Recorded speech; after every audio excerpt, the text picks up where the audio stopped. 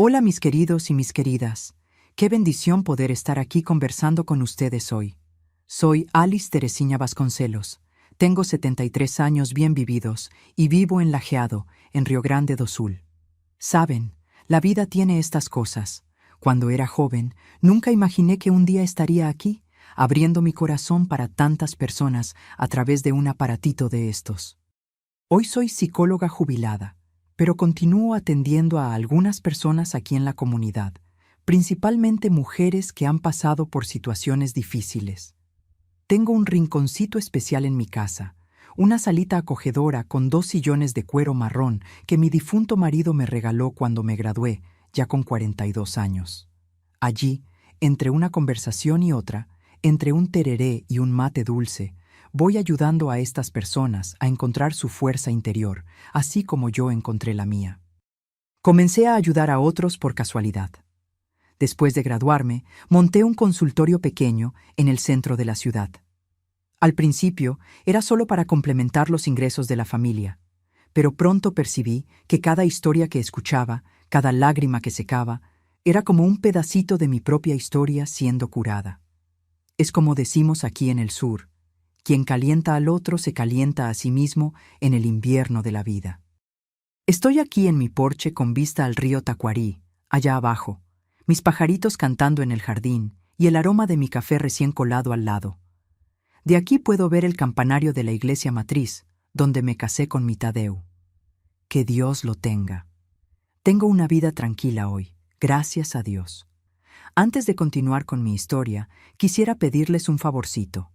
Si te está gustando este video, déjame tu like e inscríbete en el canal Memorias de las Abuelas. Eso ayuda mucho a esta abuela aquí a continuar compartiendo sus historias con ustedes.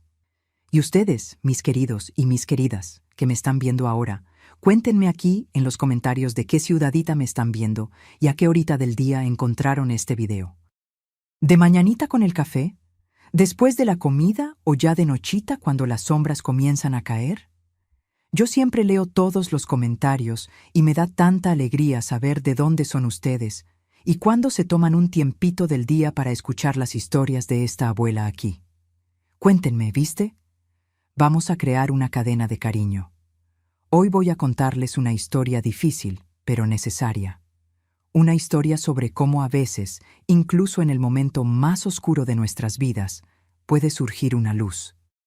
Y cómo a veces esa luz viene del lugar más inesperado. Voy a contar sobre el día en que perdí a mi madre y casi pierdo mucho más que eso. Nací en Ijuí, en el interior de Río Grande do Sul, en una casa simple, pero llena de amor. Mi madre, Dorvalina Vasconcelos, era costurera y bordadora, manos de hada, como decían en la ciudad. Hacía los vestidos de novia más bonitos de la región y muchas veces se quedaba despierta hasta altas horas, inclinada sobre aquellos tejidos blancos, cosiendo sueños con sus manos callosas. Mi padre, Juvenal, trabajaba en la estación de tren. Era un hombre callado, de pocas palabras, pero con una mirada bondadosa. Lo recuerdo llegando a casa con el uniforme siempre impecable, oliendo a humo de locomotora y trayendo pequeñas sorpresas en los bolsillos. Un dulce de leche envuelto en papel mantequilla, una cinta colorida para mi cabello, una historia nueva para contar antes de dormir.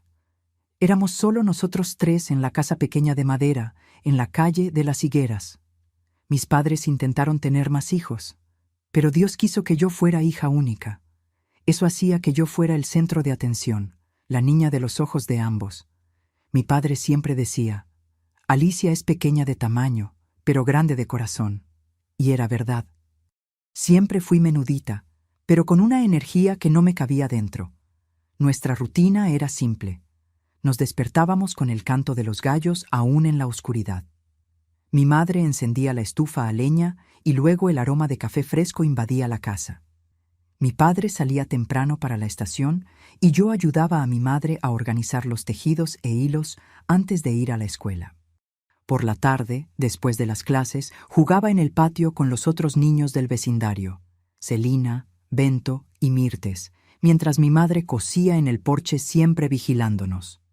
Jugábamos a las escondidas entre los árboles, saltábamos la cuerda con pedazos de cordel que mi padre traía de la estación, y los días de lluvia nos reuníamos bajo el alero para jugar a las 5 piedras con piedritas que recogíamos del río.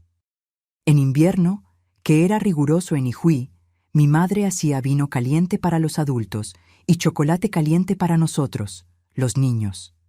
Nos sentábamos todos alrededor de la estufa a leña, escuchando las historias asustadoras que el papá de Bento contaba sobre el perro negro del pastoreo y la mula sin cabeza. Fue una infancia feliz, aunque con poco. Mi padre me gustaba llevarme a ver los trenes llegando y partiendo de la estación. Yo quedaba fascinada con aquellos gigantes de hierro, resoplando y soltando vapor, trayendo gente de lugares lejanos que ni sabía que existían. Un día podrás viajar a donde quieras, Alicia, decía, señalando los rieles que parecían no tener fin. Pero nuestra felicidad simple no duró para siempre. Cuando tenía 9 años, en una mañana fría de julio, mi padre no regresó a casa después del trabajo. Hubo un accidente en la estación. Un vagón se descarriló durante una maniobra. Estaba en el lugar equivocado, en el momento equivocado.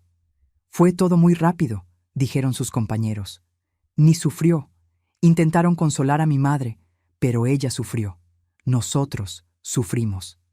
El entierro fue en la iglesia San Pedro, la misma donde había sido bautizada. Recuerdo el ataúd cerrado, la lluvia fina que no paraba de caer, las manos de mi madre apretando la mía con tanta fuerza que llegaban a doler. Pero no me quejé.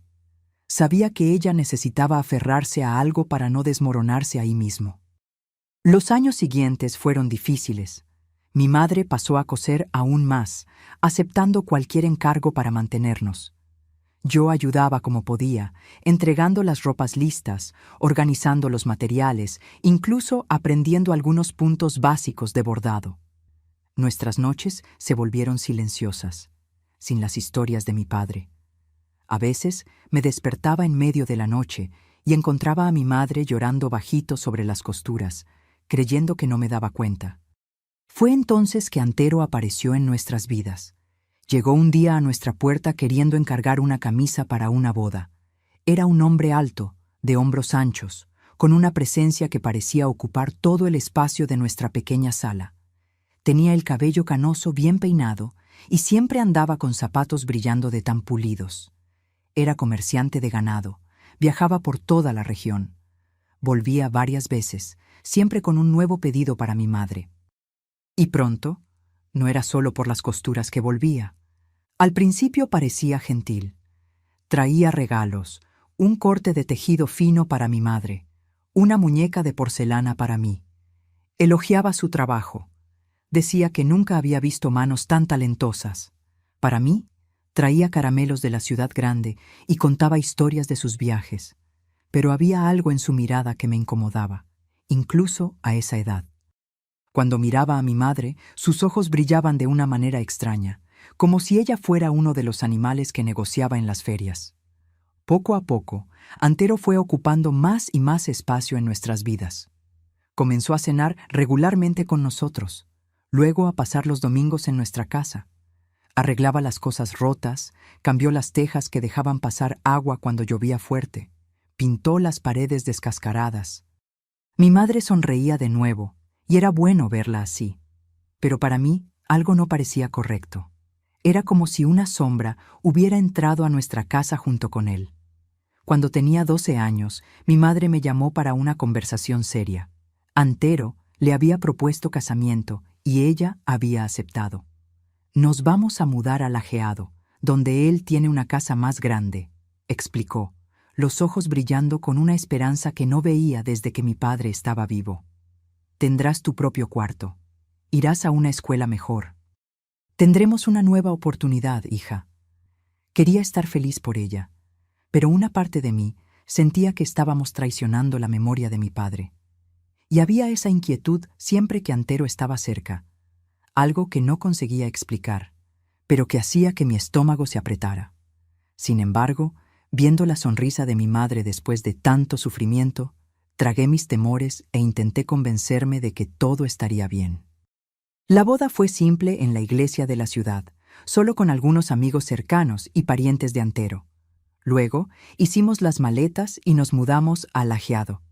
La casa era realmente más grande, de ladrillos, con un patio en el fondo, donde crecían árboles de mandarinas y un pequeño jardín que mi madre pronto llenó de margaritas y geranios. Tenía mi propio cuarto con una ventana que daba a la calle. Pude llevar mis libros y mi colección de muñecas, incluyendo la de porcelana que Antero me había regalado. Al principio, todo parecía un sueño. Antero era considerado con mi madre, traía regalos de los viajes, hacía planes para el futuro.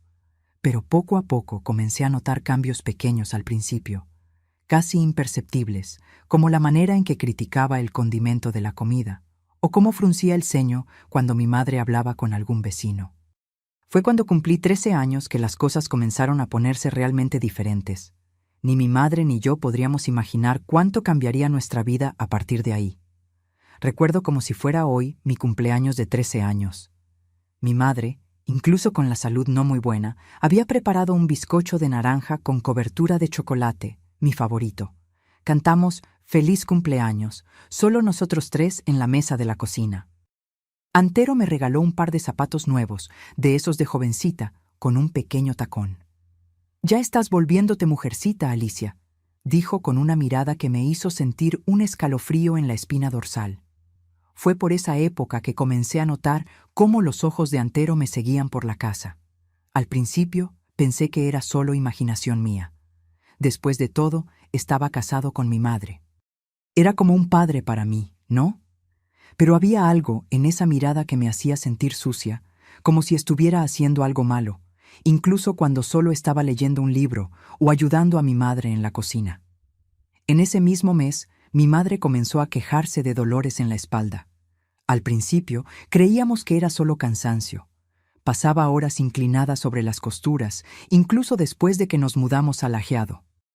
Antero decía que no necesitaba trabajar tanto, que su dinero era suficiente para todos nosotros, pero ella insistía. «Necesito sentirme útil», decía. Y en el fondo, creo que le gustaba tener su propio dinero, su independencia. Los dolores fueron empeorando. Pronto no podía estar sentada por mucho tiempo. El doctor de la ciudad, doctor Osvaldo, diagnosticó un problema en la columna que necesitaría tratamiento en Porto Alegre. Fue la primera vez que vi a Antero realmente enojado. «Tanto dinero tirado a la basura», gritó después de que el doctor se fue. Mi madre lloró escondida esa noche. Aún así, fuimos a Porto Alegre para las consultas. Antero nos llevó de mala gana, protestando por cada centavo gastado. En el hospital grande, con pasillos que parecían no tener fin, descubrimos que el problema era más grave de lo que pensábamos. No era solo la columna. Había algo creciendo dentro de ella, algo malo que el doctor explicó con palabras complicadas que yo, a los 13 años, no entendía completamente, pero entendí lo suficiente para saber que mi madre estaba muy enferma. Los meses siguientes fueron de idas y venidas a Porto Alegre. Antero se volvía cada vez más irritado con los gastos y con el tiempo que pasaba manejando en la carretera. En casa, el clima se volvió pesado. Mi madre adelgazó. Su bonito rostro se volvió pálido, los ojos sin el brillo de antes. Intentaba esconder el dolor, especialmente delante de Antero, pero la escuchaba gimiendo bajito durante la noche.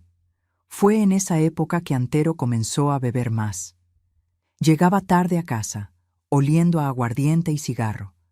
Se peleaba por cualquier cosa. La casa no estaba lo suficientemente limpia. La comida estaba fría. Había gastado demasiado en medicinas. Mi madre, ya demasiado débil para defenderse, solo bajaba la cabeza y aceptaba los insultos. Eso me enfurecía, pero yo tampoco tenía valor para enfrentarlo. Una noche, me desperté con ruidos extraños viniendo del cuarto de ellos. Antero estaba gritando, diciendo cosas horribles a mi madre. ¿De qué me sirve una mujer que no sirve para nada, que ni siquiera me puede dar un hijo? Solo me da gastos con doctor. Escuché el sonido de algo quebrarse y luego el llanto sofocado de mi madre. Quise ir hasta allá, defenderla, pero el miedo me paralizó. Me quedé acurrucada en mi cama, con las lágrimas escurriendo silenciosamente por mi cara, odiándome por ser tan cobarde. A la mañana siguiente, Mi madre apareció con un hematoma en la cara. Dijo que había tropezado en la oscuridad. Antero tomó café en silencio, sin mirar a ninguna de nosotras, y salió para el trabajo como si nada hubiera pasado. Tan pronto como cerró la puerta, corrí a abrazar a mi madre. «Vámonos de aquí», supliqué. Ella solo acarició mi cabello y sonrió una sonrisa triste. «No es tan simple, hija. ¿A dónde iríamos? ¿Con qué dinero? Él no siempre fue así. Es solo una fase difícil». Pero no era una fase. Era quien él realmente era, sin las máscaras que usaba cuando nos conoció. Y las cosas solo empeoraron. La bebida se volvió una presencia constante, las peleas más frecuentes, los hematomas en mi madre más difíciles de esconder. Y para mi horror, la mirada de Antero sobre mí se volvía cada vez más insistente, más perturbadora. Una tarde volví de la escuela y encontré la casa extrañamente silenciosa. Mi madre no estaba en la sala de costura, ni en la cocina. Llamé por ella y no obtuve respuesta. Con el corazón acelerado, fui hasta el cuarto de ellos y la encontré tendida, más pálida que nunca, respirando con dificultad. «¡Mamá!», grité corriendo hacia ella. Ella abrió los ojos lentamente y susurró. «¿Estás bien, hija? Solo necesito descansar un poco». Corrí a buscar al doctor Osvaldo. Vino inmediatamente y después de examinar a mi madre, su cara tomó esa expresión grave que tienen los doctores cuando las noticias no son buenas. Necesitábamos llevarla al hospital en Porto Alegre lo antes posible. Intenté contactar a Antero en la tienda de implementos agrícolas donde trabajaba cuando no estaba viajando, pero dijeron que había salido a almorzar. En realidad, descubrí después. Estaba en el bar. El doctor Osvaldo, viendo mi desesperación, se ofreció a llevarnos en su propio carro. Preparé una pequeña maleta para mi madre y partimos los tres. Durante el viaje, ella apretaba mi mano con fuerza, como si intentara absorber toda mi energía joven. «Alicia», dijo en un momento, su voz casi un susurro, «promete que vas a ser fuerte, pase lo que pase». Prometí, sin entender completamente qué quería decir. En el hospital la llevaron rápidamente adentro. Me quedé en la sala de espera con el doctor Osvaldo, que intentaba calmarme. Horas después, Antero llegó, oliendo a bebida, exigiendo saber por qué habíamos salido sin avisarle. El doctor explicó la situación y pareció calmarse un poco, aunque sus ojos revelaban más irritación que preocupación. Mi madre estuvo internada por 2 semanas. El cáncer fue la primera vez que escuché esa palabra terrible. Estaba muy avanzado. Los doctores hicieron lo que pudieron, pero las probabilidades eran mínimas. Yo la visitaba todos los días después de la escuela. Antero me llevaba de mala gana, refunfuñando sobre el dinero que estaba tirando por el ralo. Durante una de esas visitas, mi madre pidió quedarse a solas conmigo. Estaba aún más delgada, los ojos hundidos en las órbitas, pero había una urgencia en su mirada que me asustó. «Alicia», susurró, apretando mi mano con una fuerza sorprendente para alguien tan debilitado. «Necesito que me escuches con atención». Me contó entonces sobre Elena, la primera esposa de Antero. Él nunca te habló de ella, pero estuvieron casados por 7 años. Ella lo dejó, ¿por qué? Porque él no era un hombre bueno, Alicia. No lo sabía cuando nos casamos, solo lo descubrí después. Mi madre tragó saliva, los ojos llorosos. Elena vive en Estrella ahora. Anoté su teléfono en mi cuadernito de costuras, ese de tapa azul con flores. Si algo me pasa, si necesitas ayuda, búscala. No entendí completamente por qué me estaba diciendo eso, por qué necesitaría buscar a la ex mujer de mi padrastro. Pero prometí que haría lo que me pedía. Era lo mínimo que podía hacer, viéndola sufrir de esa manera. Una semana después, los doctores sugirieron que lleváramos a mi madre a casa. «No hay nada más que podamos hacer aquí», dijeron con esa compasión profesional que apenas disfraza la impotencia. Ella estaría más cómoda en su propio hogar. El camino de regreso fue silencioso. Mi madre, sedada para soportar el dolor del viaje, dormía en el asiento trasero del carro con la cabeza en mi regazo. Antero manejaba callado, la expresión cerrada. De vez en cuando lo atrapaba observándome por el espejo retrovisor, y esa mirada hacía que mi sangre se helara. Cuando llegamos a casa, Antero ayudó a cargar a mi madre hasta el cuarto. Fue uno de los raros momentos de gentileza que presencié en los últimos meses. Pero tan pronto como la acostó en la cama, salió diciendo que necesitaba resolver unos negocios. Llegó tarde, oliendo a bebida, como de costumbre. Los días que siguieron fueron un borrón de cuidados constantes, noches mal dormidas y una tristeza que parecía no tener fin. Mi madre se iba consumiendo cada día y yo observaba impotente. El doctor Osvaldo venía regularmente, ajustaba la medicación para el dolor y me enseñaba cómo cuidarla mejor. La escuela quedó en segundo plano. Solo iba cuando alguna vecina podía quedarse con mi madre. Fue en una de esas mañanas cuando volví de la panadería con pan fresco que percibí algo diferente.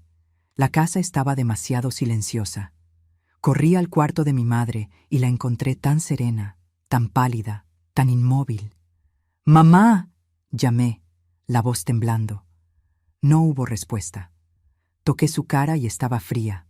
El pecho no se movía más con el esfuerzo de respirar. Ella se había ido durante esos pocos minutos en que salí. Me desmoroné al lado de la cama, llorando como nunca había llorado antes.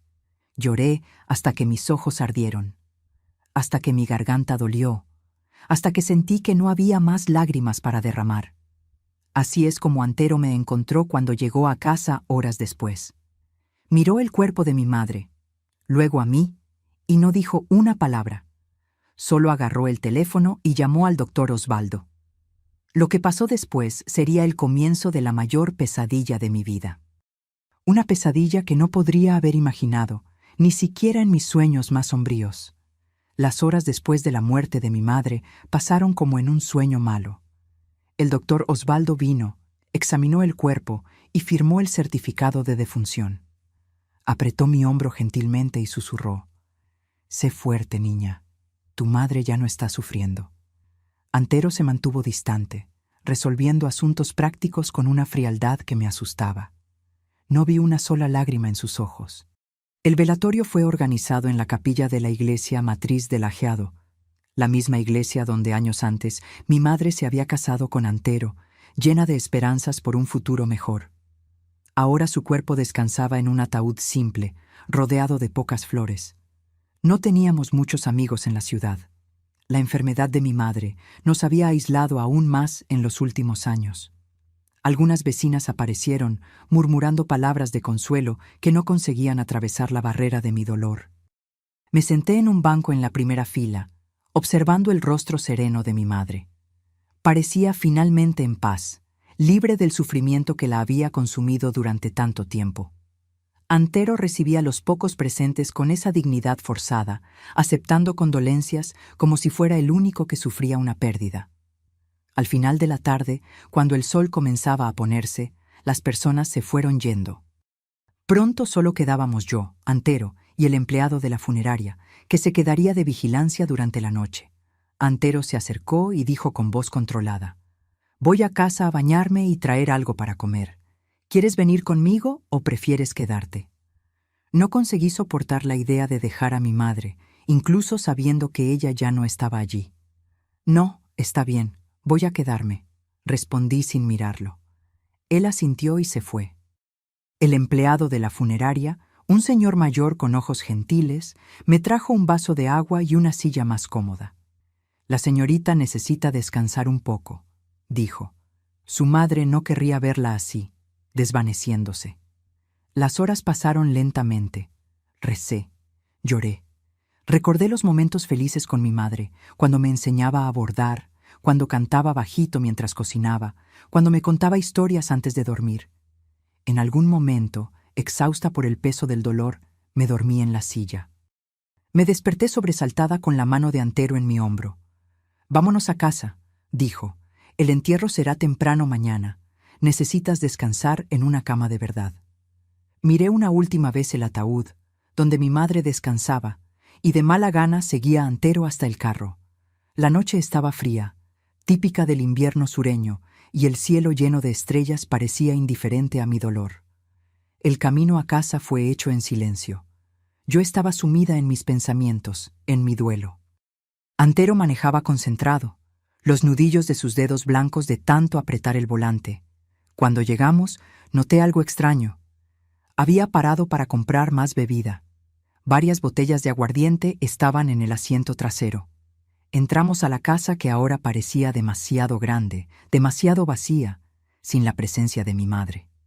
Incluso enferma, ella había sido el corazón de ese lugar. Ahora solo quedaba un vacío opresivo. «Voy a bañarme y dormir», dije, dirigiéndome al pasillo que llevaba a mi cuarto. «Espera». La voz de Antero sonó suave, con una entonación que nunca había escuchado antes. «Necesitamos conversar». Me giré a regañadientes. Él estaba parado en medio de la sala, una botella ya abierta en la mano. Sus ojos tenían un brillo extraño, casi febril. «¿Sobre qué?», pregunté, un escalofrío recorriendo mi espina dorsal. ¿Sobre qué pasa ahora? Sobre nosotros. Aquella palabra «nosotros» salió de su boca con un peso terrible. No había nosotros, había él, mi padrastro, yo, la hija de la mujer que acababa de morir. «No hay nada para conversar», respondí, la voz más firme de lo que me sentía por dentro. «Estoy cansada, y mañana tenemos el entierro». Le di la espalda y comencé a caminar hacia mi cuarto, pero escuché sus pasos pesados detrás de mí. Antes de que pudiera reaccionar, sentí su mano agarrando mi brazo con fuerza, girándome para encararlo. «No irás a ningún lado hasta que me escuches», gruñó. Su aliento cargado de alcohol me golpeaba en la cara. El miedo me paralizó. Nunca había visto esa expresión en su rostro antes. Una mezcla de rabia, deseo y algo más perturbador que no conseguía nombrar. «Tu madre se fue. Ella nunca me dio el hijo hombre que quería. Ahora es tu deber como hijastra darme un heredero. Es tu deber quedarte embarazada de mí». Las palabras de él cayeron sobre mí como un balde de agua helada. No podía creer lo que estaba escuchando. Era obsceno, era enfermizo. Mi madre apenas estaba resfriándose en su ataúd y él me estaba diciendo eso. Forcejé intentando zafarme. «Estás loco, soy tu hijastra». Él rió, un sonido áspero y sin humor. «¿Y qué? ¿No tenemos la misma sangre? ¿Y crees que no vi cómo me miras? ¿Cómo andas por la casa con esa ropa?» Quedé horrorizada. La ropa a la que se refería eran camisetas simples y pantalones, nada provocativo. Pero en su mente distorcida, en su deseo enfermizo, cualquier cosa servía de excusa. «Vamos al cuarto ahora», ordenó, comenzando a arrastrarme por el pasillo. Luché con toda la fuerza que tenía, arañando, empujando, intentando zafarme. «¡No! ¡Socorro! ¡Que alguien me ayude!», grité, aunque sabía que no había nadie cerca para escuchar. Me empujó contra la pared, su cuerpo presionando el mío, inmovilizándome. «Nadie va a escucharte, Alicia. Ahora somos solo nosotros dos en esta casa y vas a hacer lo que yo diga». En ese momento pensé que todo estaba perdido. Cerré los ojos, lágrimas escurriendo por mi cara, rezando para que fuera solo una pesadilla. Una pesadilla de la cual me despertaría para encontrar a mi madre viva, para volver a nuestra vida simple en Ijuí, antes de que todo se volviera tan mal. Fue cuando algo inesperado pasó. Golpes fuertes en la puerta del frente. No eran golpes educados de vecinos o amigos. Eran golpes decididos, autoritarios. Antero se congeló. Por un instante, vi algo que nunca había visto en sus ojos. Miedo. «¿Quién diablos es?», murmuró, aflojando el agarre en mi brazo. Aproveché la distracción para zafarme y correr lejos de él. Los golpes continuaban, cada vez más fuertes. «Antero, abre esta puerta ahora». Una voz femenina, fuerte y decidida, resonó desde afuera. Su cara empalideció. Parecía haber visto un fantasma. «No puede ser», susurró. Más golpes, más fuertes. «Antero, sé que estás dentro. Abre o tumbamos la puerta». Me miró, luego la puerta indeciso. Finalmente, tambaleándose un poco por el alcohol y la sorpresa, Fue hasta la entrada y abrió. Afuera estaba una mujer alta, de mediana edad, con un porte que imponía respeto. Su cabello oscuro, con canas, estaba recogido en un moño severo, y sus ojos, del mismo tono de avellana que los míos, chispeaban de rabia. Detrás de ella, dos hombres grandes y fuertes, con expresiones serias, formaban una especie de guardia. «Elena», dijo Antero, la voz de repente débil, «¿qué estás haciendo aquí?» Elena, la primera esposa, la mujer sobre la que mi madre había hablado en sus últimos días. Nunca la había visto antes, pero reconocí el nombre inmediatamente. No respondió a Antero. En cambio, sus ojos penetrantes encontraron los míos, evaluando rápidamente mi estado. El cabello despeinado, las marcas rojas en los brazos donde me había agarrado, las lágrimas en mi cara. «Debes ser Alicia», dijo, su voz más suave ahora, casi gentil. «Tu madre me llamó hace 2 días, querida. Sabía que estaba partiendo, y ella sabía exactamente qué monstruo con quien estaba casada. Me hizo prometer que apenas supiera de la noticia de su muerte, vendría por ti. Mi madre, mi valiente madre. Incluso al borde de la muerte, había pensado en mí, había tramado mi salvación». Sentí nuevas lágrimas, esta vez de gratitud mezclada con el dolor de la pérdida. «No tienes derecho alguno de entrar a mi casa así», dijo Antero, intentando recuperar algo de autoridad. «Alicia es mi hijastra, está bajo mi cuidado ahora». Elena rió, un sonido frío y cortante como acero. «¿Bajo tu cuidado del mismo modo que yo estaba? ¿Del mismo modo que la madre de ella estaba?» Dio un paso adelante, enfrentándolo sin miedo.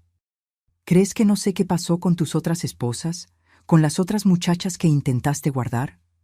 Los 2 hombres detrás de ella, que después descubrí eran sus hermanos, también avanzaron claramente listos para intervenir si fuera necesario. Antero retrocedió, la bravuconería disminuyendo ante la presencia imponente de Elena y sus acompañantes. «Esto no es asunto tuyo», murmuró. «Es asunto mío ahora», respondió ella firmemente. Entonces se giró hacia mí de nuevo. «Alicia, toma tus cosas, solo lo esencial. Tú vienes con nosotros». Dudé por un momento, mirando de Elena a Antero. No conocía a esa mujer, pero mi madre había confiado en ella, y cualquier cosa sería mejor que quedarme aquí con él. «Ella no irá a ningún lado», gritó Antero, avanzando en mi dirección. Fue su error. Los hermanos de Elena se movieron con una rapidez sorprendente para hombres tan grandes. En segundos estaban entre Antero y yo, bloqueando su camino. «Tócala de nuevo, y será lo último que hagas», dijo uno de ellos, su voz baja y amenazante. Antero miró a los 3, evaluando sus probabilidades. Incluso embriagado, se dio cuenta de que estaban contra él. «Esto no va a quedar así», gruñó. «Ella es menor de edad. La policía vendrá tras ustedes por secuestro». Elena sonrió, una sonrisa fría que no alcanzaba sus ojos. «Entonces llama a la policía. Cuéntales cómo intentaste violar a tu hijastra el día del velatorio de su madre. Estoy segura de que estarán muy interesados». Su cara se puso roja de rabia, pero no dijo más. «Alice», llamó Elena suavemente. «Ve a buscar tus cosas, querida. Estamos esperando». Corrí a mi cuarto, temblando de alivio y miedo. Preparé una mochila y metí algunas ropas, el retrato de mi madre que estaba en la mesa de cabecera y algunos recuerdos que no podía dejar atrás. Antes de salir, recordé el cuadernito azul de costura de mi madre. Corrí hasta el cuartito donde ella trabajaba y lo encontré escondido entre los tejidos, el cuaderno donde ella había anotado el contacto de Elena. Cuando volví a la sala, Antero estaba sentado en el sofá, la cabeza entre las manos. Elena y sus hermanos estaban de pie, vigilantes. Sin decir una palabra, fui hacia Elena. «Estoy lista», dije, mi voz temblando ligeramente. Ella asintió y colocó un brazo protector alrededor de mis hombros. «Vámonos entonces». Salimos juntos a la noche fría. Un carro estaba estacionado enfrente de la casa. Elena me guió al asiento trasero y se sentó a mi lado, mientras sus hermanos ocupaban los asientos delanteros. «¿A dónde vamos?» Pregunté cuando el carro comenzó a alejarse de la única casa que conocía en los últimos años. A mi casa en Estrella por ahora, respondió Elena. Mañana iremos al entierro de tu madre, luego decidiremos qué hacer. ¿Estás segura ahora, Alicia? Eso es lo que importa.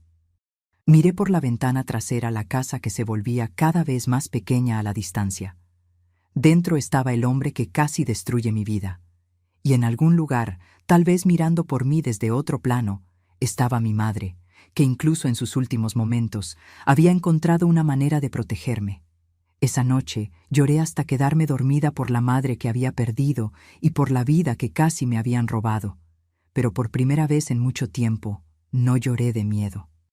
La casa de Elena en Estrella era pequeña, pero acogedora, muy diferente de la mansión fría e impersonal que Antero mantenía en Lajeado. Sentada a la mesa de la cocina, con una taza de té de manzanilla en las manos, observé a Elena preparar una cama improvisada para mí en el sofá de la sala. Sus hermanos, Gervasio y Tobías, ya se habían despedido, prometiendo volver a la mañana siguiente para llevarnos al entierro. ¿Por qué viniste por mí?, pregunté finalmente, quebrando el silencio. Ni siquiera me conoces. Elena paró lo que estaba haciendo y se sentó frente a mí. Sus ojos, aunque cansados, tenían una gentileza que me recordaba a mi madre. «Conocí a tu madre hace más tiempo del que imaginas, Alicia», respondió. No personalmente al principio, pero comencé a seguirla de lejos cuando supe que Antero se había casado de nuevo. Pasó su mano por el cabello canoso, un gesto que denotaba cansancio y recuerdos dolorosos. Yo fui su primera esposa, como ya debes saber, 7 años de infierno. Cuando finalmente conseguí escapar, me juré a mí misma que haría lo posible para impedir que destruyera a otras mujeres. ¿Cómo conseguiste escapar?, pregunté, percibiendo que había muchas similitudes entre nuestras historias. Mis hermanos, respondió con una pequeña sonrisa. Ellos siempre desconfiaron de Antero, pero yo estaba demasiado ciega para ver. Cuando finalmente les conté lo que estaba pasando, bueno, vinieron por mí, así como hicimos contigo hoy. Mi estómago se revolvió al recordar lo que había pasado hace horas. Antero, sus manos agarrándome, sus palabras asquerosas. Si Elena y sus hermanos no hubieran llegado. ¿Cómo supiste que mi madre había fallecido?, pregunté, intentando alejar esos pensamientos. Dorvalina me llamó hace 2 días, explicó Elena, confirmando lo que ya había mencionado en la casa de Antero. Ella sabía que no le quedaba mucho tiempo. Me contó sobre la enfermedad, sobre cómo Antero había cambiado, sobre las miradas que lanzo hacia ti. Hizo una pausa, como si eligiera las palabras.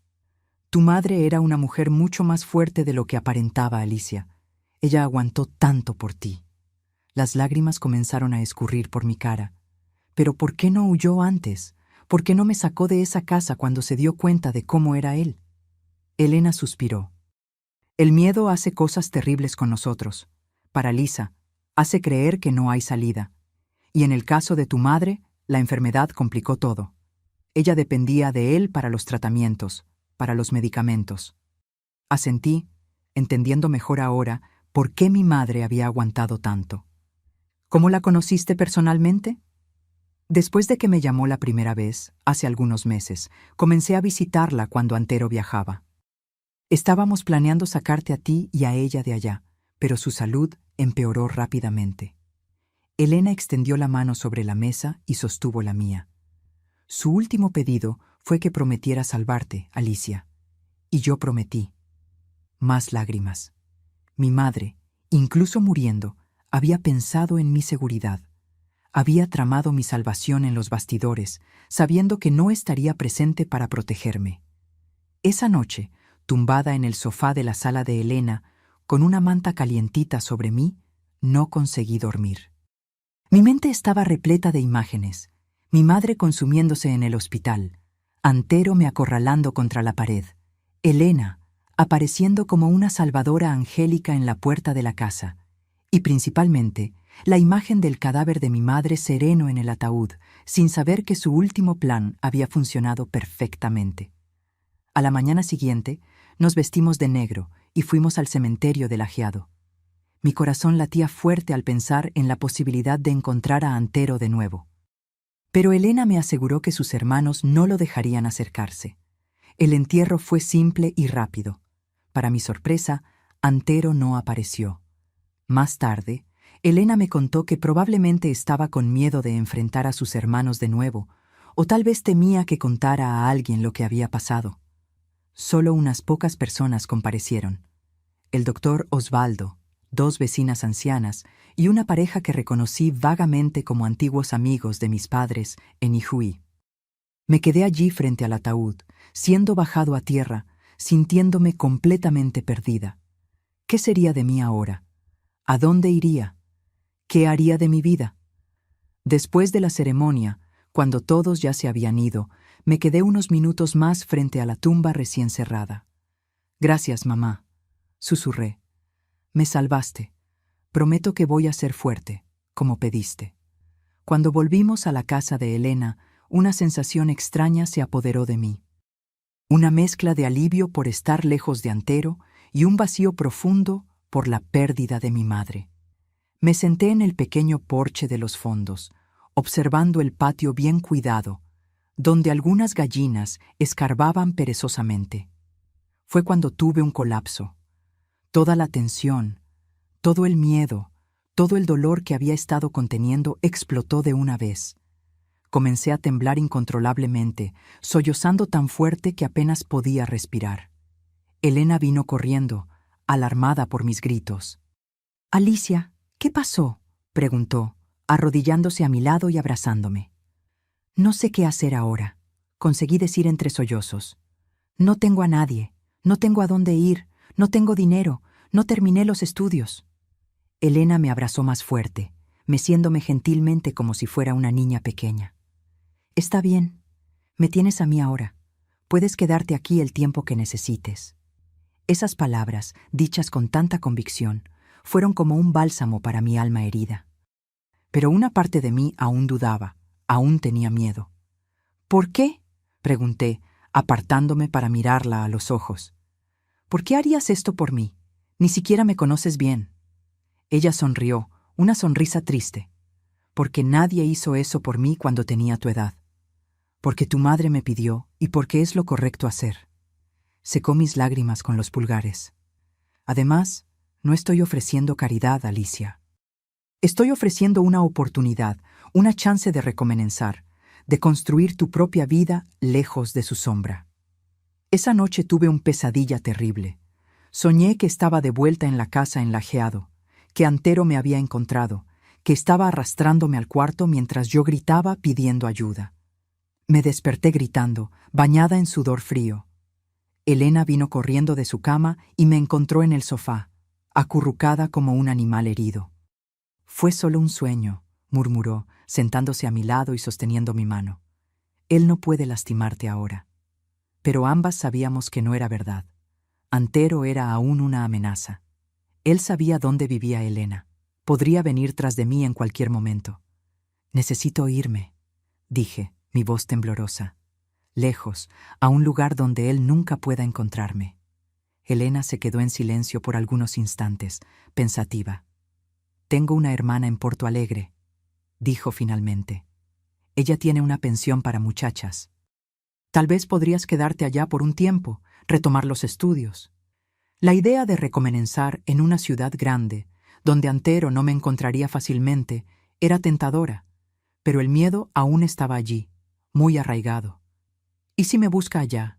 ¿Y si descubre dónde estoy? Elena apretó mi mano.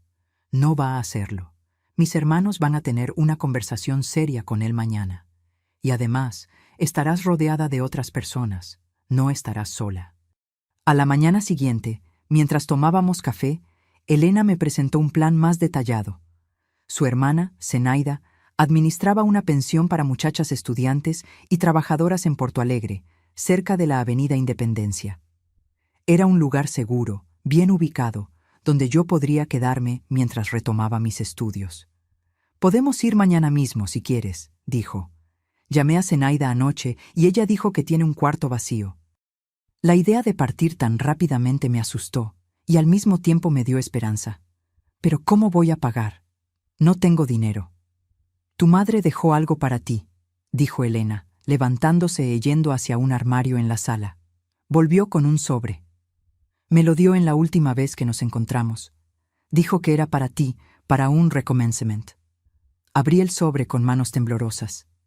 Dentro había una cantidad modesta de dinero, los ahorros de toda la vida de mi madre, probablemente, y un pequeño broche de oro en forma de pájaro, que reconocí inmediatamente.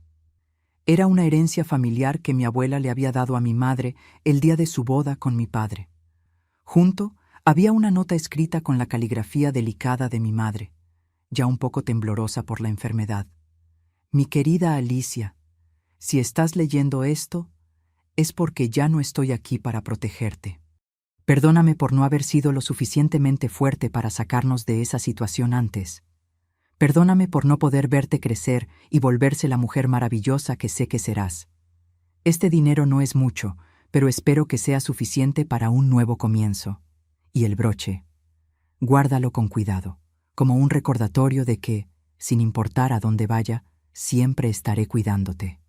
Con todo mi amor, mamá. Las lágrimas vinieron de nuevo, pero esta vez había algo diferente en ellas, una determinación, una resolución. Mi madre había hecho lo posible para darme una oportunidad de escapar, de recomenzar. No podía desperdiciarla. Voy a Porto Alegre, dije a Elena, secándome las lágrimas. Voy a recomenzar. Voy a estudiar, trabajar, construir una vida que haría que mi madre estuviera orgullosa. Elena sonrió, una sonrisa de verdadera felicidad. Es la decisión correcta, Alicia. Y sabe que no estará sola. Estaré siempre cerca, así como Zenaida y las otras muchachas de la pensión. Esa noche, mientras preparaba la pequeña mochila con las pocas cosas que había traído de la casa de Antero, sentí una extraña mezcla de emociones. Miedo de lo desconocido, tristeza por la pérdida de mi madre, pero también, por primera vez en mucho tiempo, un pequeño destello de esperanza. Antes de dormir, miré por la ventana de la sala de Elena hacia el cielo estrellado del interior sureño. En algún lugar allá arriba, imaginé, mi madre estaría mirando por mí, satisfecha de saber que su último y más desesperado plan había funcionado, que yo estaba segura, lista para comenzar una nueva vida lejos de las garras de Antero. Gracias, susurré a las estrellas por todo. A la mañana siguiente, embarcaríamos en la primera conducción para Porto Alegre, dejando atrás la pesadilla que casi destruye mi vida. Adelante, un futuro incierto, pero mío, solo mío. El viaje a Porto Alegre fue largo y silencioso. Sentada al lado de Elena, en el autobús intermunicipal, observaba el paisaje cambiar, los campos abiertos del interior, cediendo lugar gradualmente a los suburbios y, finalmente, a los edificios altos de la capital. Cada kilómetro que nos alejaba del ajeado era como un peso siendo quitado de mis hombros. Cuando llegamos a la estación de autobús de Porto Alegre, ya era fin de tarde. Elena, que conocía bien la ciudad, nos guió hasta un punto de taxi. La pensión de Zenaida queda en el barrio Bonfim, cerca de la avenida Independencia, explicó al motorista, quien asintió y puso nuestras pocas maletas en la cajuela. La pensión era un sobrado antiguo, pero bien conservado, con una fachada de un amarillo suave y ventanas grandes. Cuando llegamos, Zenaida ya nos estaba esperando en la puerta. Era increíble lo parecidas que eran las dos hermanas. La misma postura erguida, los mismos ojos de avellana, la misma expresión determinada. Pero mientras Elena tenía algo de rústico, de mujer del interior, Zenaida tenía un aire más urbano, con el cabello cortado corto y ropas más modernas. Así que esta es Alicia, dijo, examinándome con ojos gentiles. Bienvenida, querida. Elena me contó tu historia. ¿Estás segura aquí? El cuarto que me fue asignado era pequeño, pero limpio y acogedor. Una cama de soltero, un guardarropa, un escritorio simple bajo la ventana que daba a un patio interno, donde algunas ropas se secaban en tendederos. Compartiría el baño al final del pasillo con otras 3 muchachas, todas estudiantes o trabajadoras. Mañana te presentaré a las otras niñas, dijo Zenaida mientras me mostraba el cuarto. Todas tienen sus historias, sus razones para estar aquí. Respetamos la privacidad unas de otras, pero también formamos una pequeña familia. Nadie está sola. Elena se quedó solo esa noche durmiendo en el cuarto de Zenaida. A la mañana siguiente, antes de partir, me abrazó fuerte y dijo: ¿Tienes coraje, Alicia? Más del que imaginas. Te irá bien aquí. Entonces, más bajito, casi un susurro: si él aparece, si escuchas algo de él buscándote, avísame inmediatamente. Mis hermanos lo están vigilando en Lajeado, pero nunca se sabe. Los primeros días en la pensión fueron extraños. Era como si estuviera flotando entre dos mundos, la pesadilla que había dejado atrás y una nueva realidad que aún no parecía totalmente mía. Las otras muchachas fueron gentiles, pero yo mantuve distancia. El miedo había echado raíces tan profundas en mí que era difícil confiar. Zenaida, percibiendo mi aislamiento, sugirió que volviera a estudiar. Terminaste la secundaria, ¿no? Puedes hacer el bachillerato en el supletivo y luego presentar la prueba de admisión a la universidad si quieres. Mientras tanto, tal vez puedas trabajar medio tiempo para ayudar con los gastos. La idea de tener un propósito, de construir algo para mí misma, fue como un bálsamo. Pronto establecí una rutina. Por la mañana, trabajaba como vendedora en una papelería cerca de la pensión. Por la tarde, asistía al supletivo.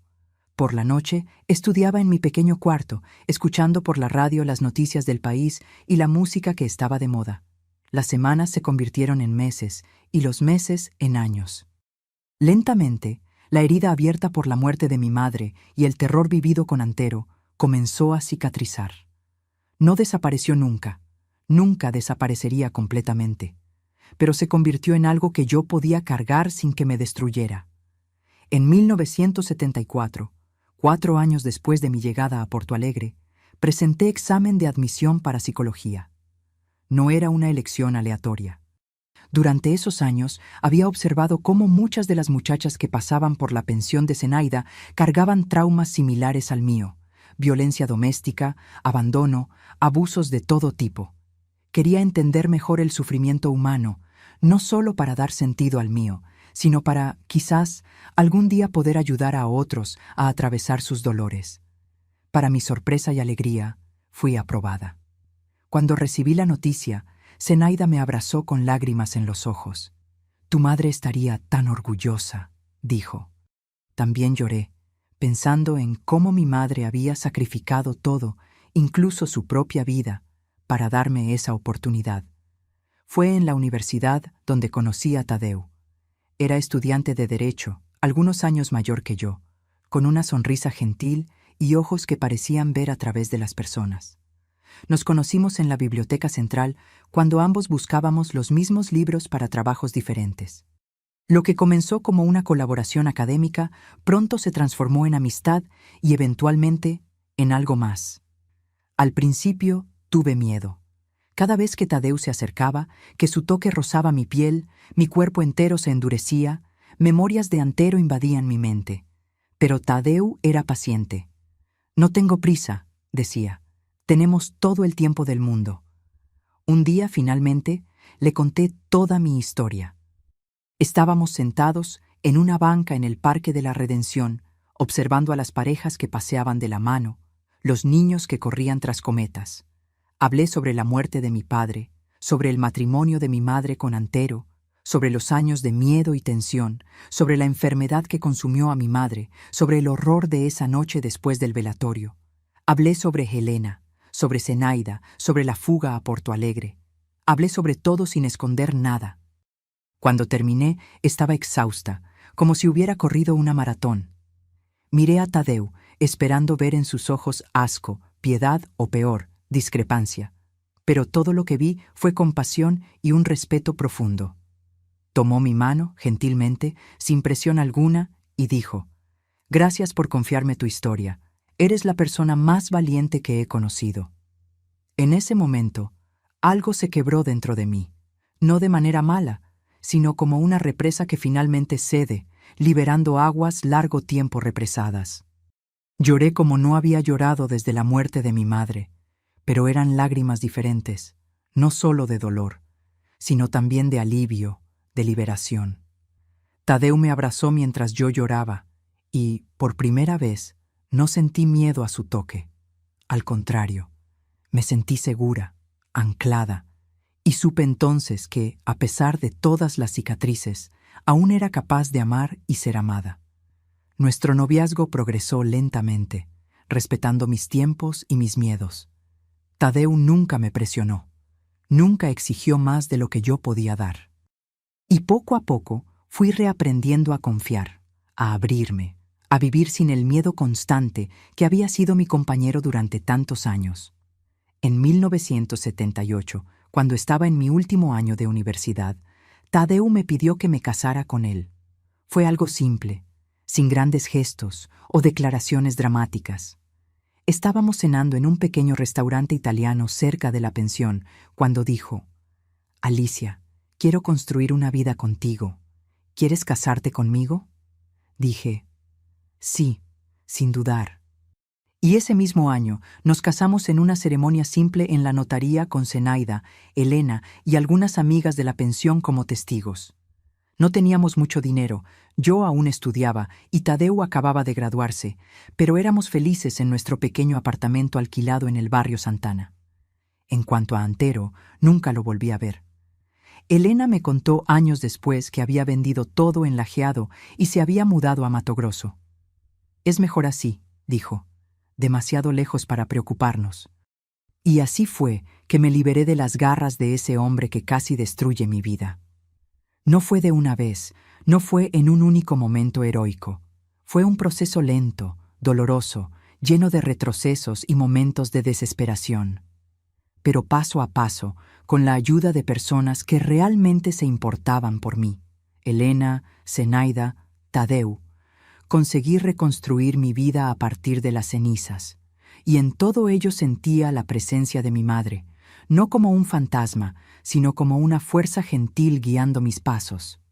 Su último acto de amor, contacting a Elena, planeando mi fuga, me había dado una segunda oportunidad, una oportunidad que estaba determinada a no desperdiciar. Hoy, a los 73 años, vivo nuevamente en Lajeado, la misma ciudad donde viví la pesadilla que casi destruye mi vida. Volver no fue una decisión fácil. Por muchos años evité incluso mencionar el nombre de esta ciudad, como si las propias sílabas pudieran conjurar de nuevo el terror. Pero el tiempo tiene ese poder curioso de transformar los lugares, así como a las personas. Después de que Tadeu se jubiló de la abogacía en 2015, conversamos sobre dónde nos gustaría pasar nuestros años dorados. Habíamos vivido en Porto Alegre por más de 4 décadas, construido nuestra vida allí, echado raíces profundas, pero algo en mí ansiaba por un ciclo que necesitaba cerrarse. «Quiero volver a Lajeado», dije a Tadeu una noche, sorprendiendo a ambos. «Quiero enfrentar ese lugar no como una niña asustada, sino como la mujer que me he convertido». Tadeu, con su comprensión habitual, solo apretó mi mano y dijo: «Si es eso lo que quieres, vamos juntos». Y así, después de casi medio siglo, volví a la ciudad que había sido el escenario del capítulo más sombrío de mi historia. Pero esta vez volví por elección, no por obligación. Volví como una psicóloga jubilada, no como una huérfana desamparada. Volví con Tadeu a mi lado, un hombre que me enseñó que no todos los toques masculinos cargan violencia. Nuestra casa queda en la parte nueva de la ciudad, lejos de la casa donde viví con mi madre y Antero. Es una casa modesta, pero cómoda, con un porche desde donde puedo ver el río Tacuarí serpenteando a la distancia. Tengo mi rinconcito especial, donde aún recibo a algunas mujeres para conversaciones terapéuticas. No cobro por esas sesiones. Son mi manera de retribuir toda la ayuda que recibí a lo largo de la vida. Elena nos visitó algunas veces antes de fallecer en 2018, a los 92 años. Una mujer fuerte hasta el final. Zenaida, desafortunadamente, nos dejó antes, en 2011. Ambas fueron pilares fundamentales en mi historia de superación y no pasa un día sin que agradezca por haberlas encontrado. Tadeu y yo no tuvimos hijos, una elección consciente que hicimos juntos. Los traumas del pasado dejaron marcas profundas y sentí que mi contribución al mundo sería mejor a través de mi profesión, ayudando a otros a superar sus propios dolores. En lugar de hijos biológicos, tenemos docenas de jóvenes que han pasado por nuestras vidas, pasantes que orienté en la universidad, clientes que se convirtieron en amigos, sobrinos y sobrinas que tratamos como si fueran nuestros. La rutina de nuestros días es tranquila. Me despierto temprano, preparo el tereré y me siento en el porche para ver salir el sol. Tadeu, que siempre fue un dormilón, se une a mí más tarde, trayendo pan fresco de la panadería de la esquina. Conversamos sobre las pequeñas cosas de la vida, leemos los periódicos, planeamos el día. 3 veces por semana recibo mujeres en mi rinconcito terapéutico, muchas de ellas víctimas de violencia doméstica derivadas por el Centro de Referencia de la Mujer de la ciudad. No hago terapia formal. Mi licencia profesional está inactiva, pero ofrezco un oído atento y orientaciones basadas no solo en los libros que estudié, sino en la vida que viví. ¿La señora realmente entiende lo que estoy pasando?, me preguntó una joven cierta vez, sorprendida por la precisión con que había captado sus sentimientos. No le conté mi historia, raramente lo hago, pero solo sonreí y dije: «El dolor tiene un lenguaje universal, mi hija». Quien ya ha hablado ese idioma reconoce sus dialectos. Los fines de semana, Tadeu y yo paseamos por la ciudad. Lajeado cambió mucho desde los años 70. Creció, se modernizó, se volvió más abierta y vibrante. A veces pasamos por la antigua casa donde viví con mi madre y Antero.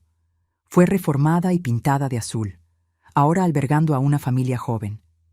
Veo a los niños jugando en el mismo patio donde mi madre solía plantar sus margaritas, y siento una extraña paz. Los lugares no cargan maldad.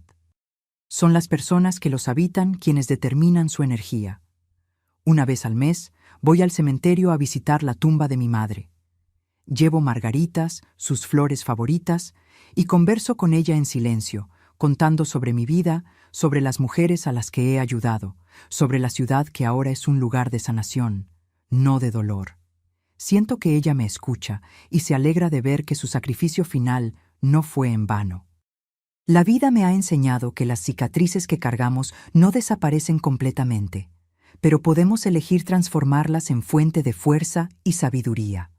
Cada mujer a la que ayudo a encontrar su voz, a escapar de una relación abusiva, a reconstruir su autoestima, es un homenaje a mi madre y a todas las mujeres que me ayudaron a reconstruir mi propia vida. Y cuando miro hacia atrás, hacia esa noche terrible después del velatorio de mi madre, no veo solo el horror que casi me consume, sino también el milagro que me salvó.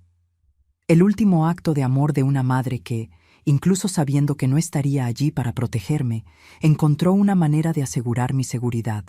Es ese el mensaje que llevo conmigo y que comparto con todas las que vienen hasta mí buscando consuelo.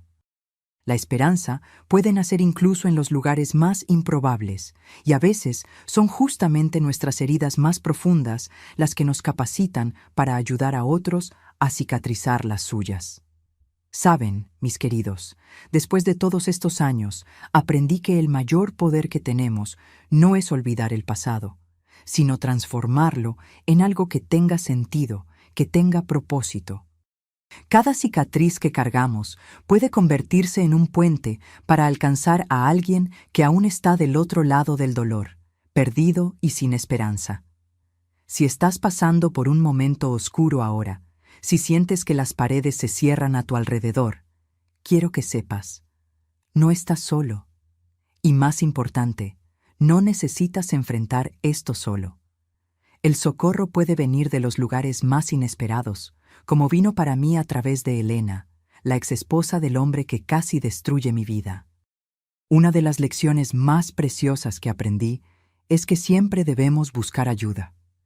La vergüenza quiere mantenernos aislados, quiere convencernos de que somos los únicos, que nadie va a creer, que nadie va a entender. Pero eso es una mentira. Hay personas buenas en este mundo. Personas que extienden la mano sin pedir nada a cambio. Personas que creen en nosotros cuando ni nosotros mismos creemos. Otra lección que llevo conmigo es que el tiempo realmente es un gran aliado. No que cure todas las heridas. Algunas son demasiado profundas para cerrarse completamente, pero nos da la distancia necesaria para mirar nuestros traumas, no más como víctimas paralizadas, sino como sobrevivientes en movimiento. Y tal vez la más importante de todas las lecciones. La violencia nunca es culpa de la víctima. Nunca. No importa lo que digan, no importa cómo intenten distorsionar la realidad, nadie merece ser abusado, humillado o violentado. Y nadie, absolutamente nadie, tiene el derecho de usar su poder o posición para lastimar a otra persona. Hoy, cuando recibo a esas mujeres en mi casa, cuando veo en sus ojos el mismo miedo que una vez habitó los míos, les digo lo que me habría gustado que alguien me dijera cuando era joven. Su historia no termina aquí. Este capítulo doloroso no define quién eres o quién puedes convertirte. Y mereces una vida libre de miedo, una vida donde puedas respirar profundo, dormir en paz y soñar sin pesadillas. Dios sabe que no fue fácil el camino hasta aquí. Hubo días en que me desperté gritando, noches en que la pesadilla parecía tan real que Tadeu necesitaba abrazarme por horas hasta que dejara de temblar. Hubo momentos en que la culpa me consumía. Culpa por haber sobrevivido cuando mi madre no. Culpa por no haber sido lo suficientemente fuerte para enfrentarlo antes. Culpa por sentir que de alguna manera había atraído ese mal a mi vida. Pero la culpa, así como el miedo, pierde su fuerza cuando se trae a la luz. Cuando compartimos nuestras historias, cuando permitimos que otros caminen con nosotros en nuestro dolor, algo milagroso sucede. Nos damos cuenta de que no estamos rotos más allá de la reparación. Solo estamos en proceso de reconstrucción. Y tú, mi querido, mi querida, que me escuchaste hasta aquí, tal vez porque viste algo de tu propia historia en la mía, tal vez porque conoces a alguien que está viviendo algo parecido, o tal vez simplemente porque tu corazón se abrió a esta abuela aquí. Quiero pedirte algo muy importante. Si esta historia tocó tu corazón, si estas palabras encendieron alguna luz dentro de ti, por favor, suscríbete al canal Memorias de las Abuelas y activa la campanita. No esperes ni un minuto más. Cada suscripción es una forma de decir, estoy escuchando. Estas historias importan. Estas voces necesitan ser amplificadas. Y por favor, déjame un comentario diciéndome de qué ciudadita me estás viendo. ¿A qué hora del día encontraste este video? ¿De mañanita con el café? ¿Después de la comida? ¿Ya de nochita cuando caen las sombras? Quiero saber quién se quedó conmigo hasta el final, quién abrazó este viaje entero. Tus comentarios son como un abrazo virtual que recibo con gratitud. Termino con la misma frase que uso al despedirme de las mujeres que atiendo. La vida ni siempre es justa, pero nosotros somos más fuertes de lo que imaginamos, y juntos somos invencibles. Que Dios los bendiga, mis queridos. Hasta la próxima. Amén.